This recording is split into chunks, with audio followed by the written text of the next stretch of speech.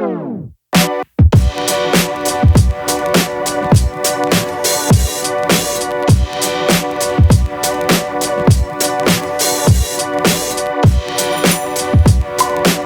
I get asked all the time, what makes Experior different? I mean, there's a lot of companies out there. Matter of fact, there's over 400 managing general agencies right now in the industry, and many other career captive agencies, network marketing organizations in the financial sector. So what makes Experior different? And that's what I'm going to be sharing with you today.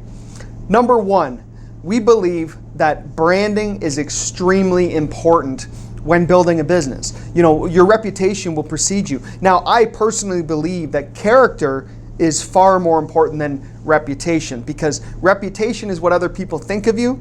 Character is who you really are at the core. But one thing I also know about business and about people is eventually your character gets exposed. People will figure out who you are and what you're about. So one thing that I ask our advisors is to always be genuine, always be who you are. Don't try and mimic someone else or copy this person.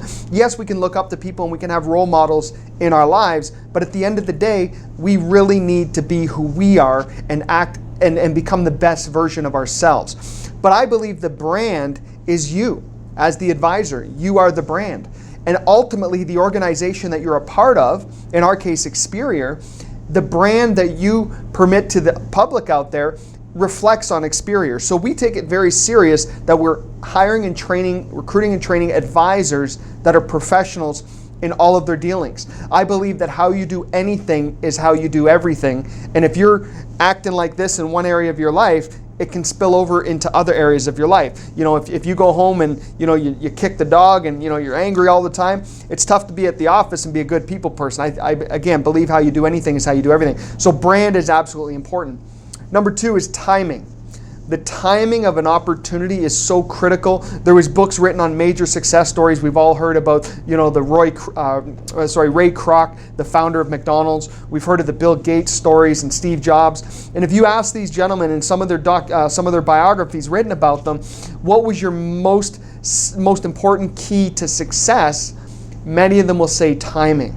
See, timing is so critical. If you think of a company like Uber or Amazon, if they were launched in 1980, there would be no success. They all relied on, smart technology and so on. And timing, I believe, is so critical in building a business. And I ask people this all the time. Imagine if you could have been at the start of the entity that you currently work at. If you were one of the founding, members of that organization and helped them build, how would your life look today? And a lot of people answer that and go, man, it'd be a dream come true. I spent 10 years in an organization, and I dreamt of what it would have been like if I was there in the heyday when they were just getting started and going and moving forward. And see, there's different types of people. Some people want to work with a company that's 40, 50, 100 years old because there's security and stability. See, I'm of the mindset that most entrepreneurs want that startup company, where, hey, they might not make it, but if they do, it's going to be huge. The great news about Experior is we're essentially a startup company with an unbelievable 5-year track record of success, and it's been proven itself over and over, and with some of the carriers and the relationships that we have. The third part is ownership. I get frustrated sometimes. I look at people's LinkedIn profiles and it says I'm business owner at entrepreneur, or I'm an entrepreneur at self-employed.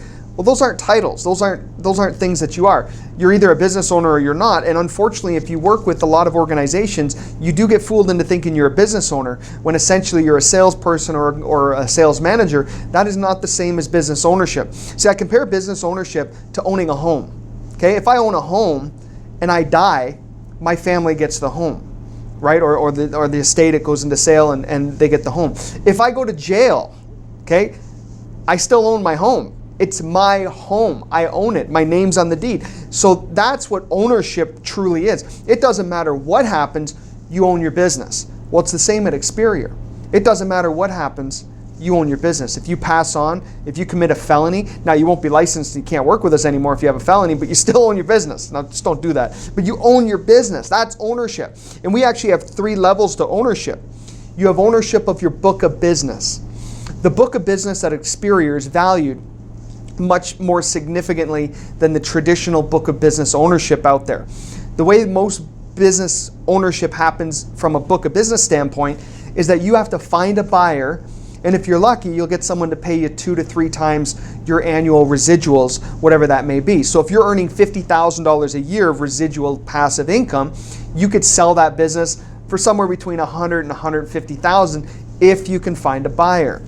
What we've built at Experior is a buyout plan where we will guarantee you 75% of all the residuals coming into your business for a 10-year period.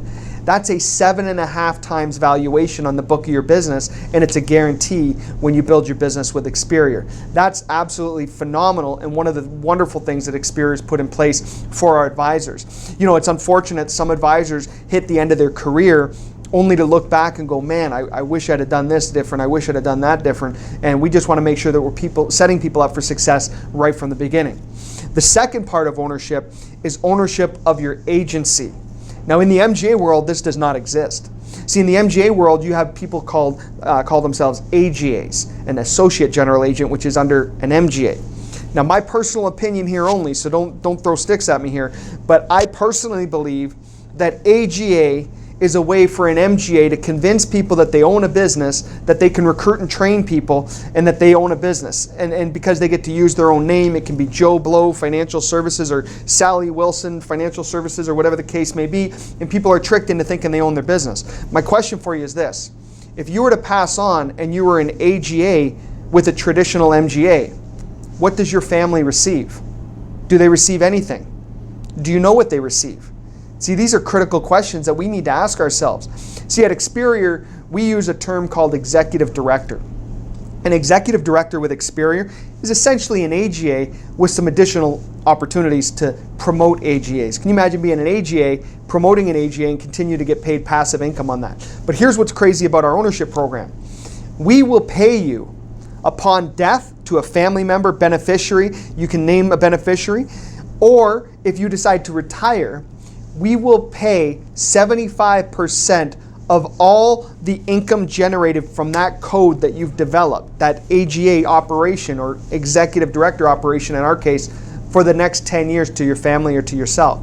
Can you imagine that if you're generating $200,000 a year of passive income on your code? We have a code in the system based on the advisors in your organization, your AGA, so to speak. We're going to continue to pay that code for 10 years after you're done with Experior. That's a 7.5 times valuation. If you take a $200,000 passive income business, that's a $1.5 million valuation on your book of business.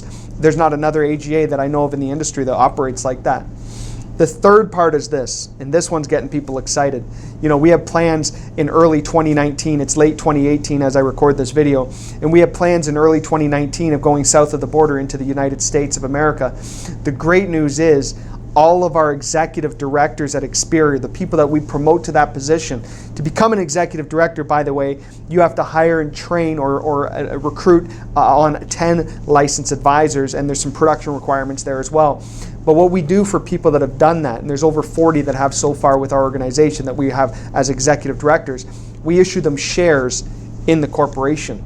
Now, can you imagine, right now, as I speak to you, we are the fastest growing MGA in the entire country. To my knowledge, we are the first or one of the first MGAs that's ever going to go south of the border, from Canada to the US, not from US to Canada.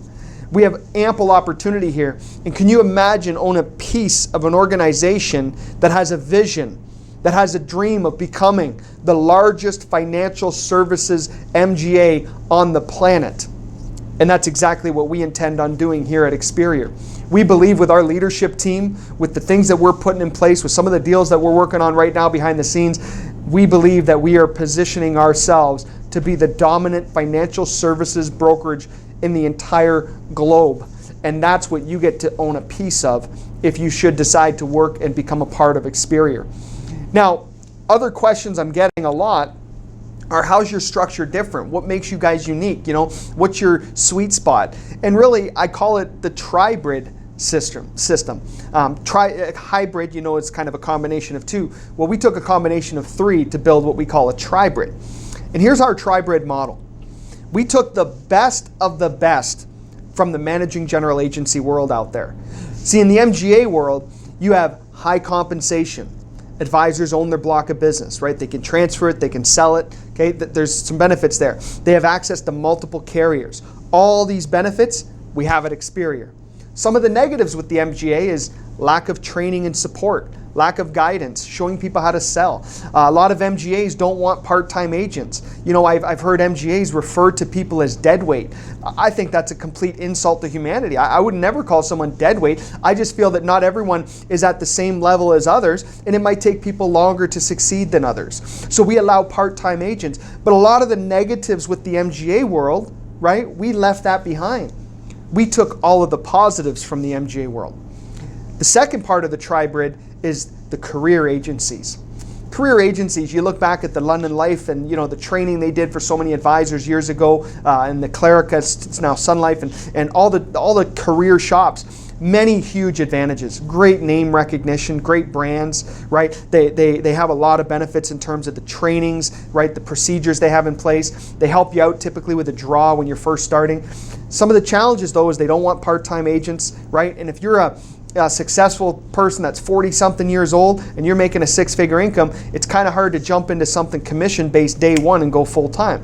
We believe that because of our part-time opportunity that's available, we can attract anyone. It doesn't matter what your income is, we can attract you into the business because you don't have to quit your job and potentially go broke the next month because you're not making the commissions right away as you're growing and building your practice. So there's a lot of good with the career model, and the good that we took from it is the great brand, right? The image that we're creating out there right now in the marketplace. Number two is how we train our advisors.